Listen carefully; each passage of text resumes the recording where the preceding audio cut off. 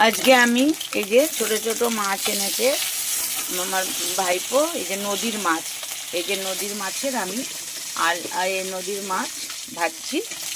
এর করব আমি আজকে এই যে এই মূলো দিয়ে আলু দিয়ে আর সিম দিয়ে ঝোল করব, আদা জিরা বাটা দিয়ে। আর এই যে দেখো বাঙালিদের ফেভারিট সবজি, এই যে চুনো পুঁটি মাছ দিয়ে করব।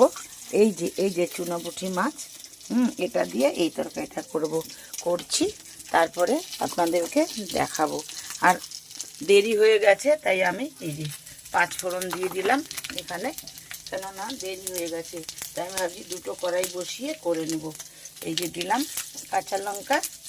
কাঁচা লঙ্কা ফোড়ন দিয়ে এই যে ঝোল বানাবো।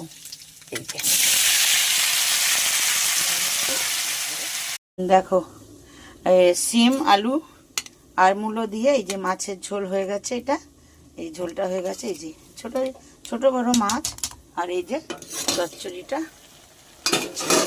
দেখিয়েছিলাম, এই যে চচ্চড়িটা হচ্ছে আর ঝোল হয়ে গেছে। এবারে মার ওদিকে করব আবার পনিরের তরকারি।